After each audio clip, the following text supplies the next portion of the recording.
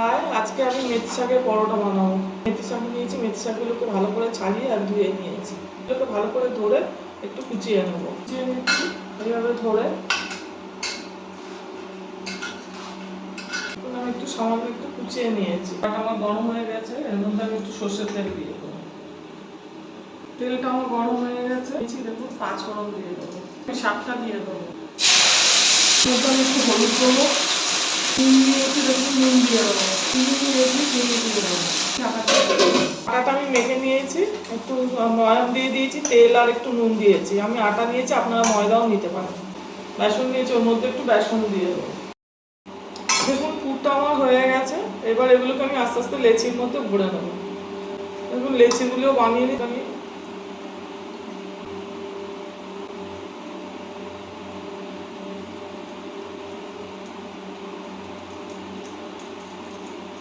দেখুন পুরটা আমি নিয়ে নিচ্ছি, এর মধ্যে ভরে নেবো।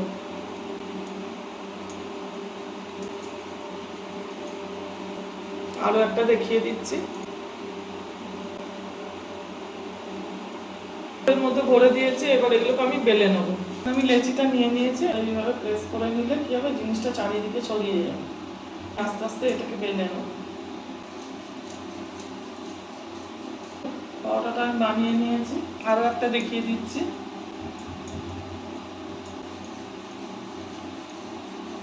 আরও একটা বানিয়ে নিয়েছি। পরোটাগুলো আমি সব বানিয়ে নিয়েছি। ফ্রাই প্যান আমি বসিয়ে দিয়েছি, গরম হয়ে গেছে।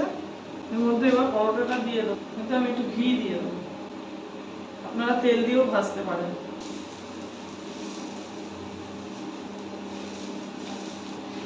দেখুন পরোটাটা আমার ভাজা হয়ে গেছে।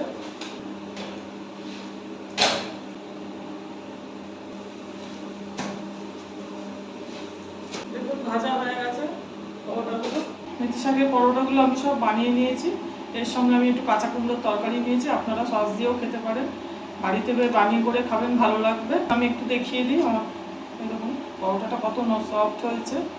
আর ভালো লাগলে আমার চ্যানেলটা লাইক, সাবস্ক্রাইব আর শেয়ার করুন।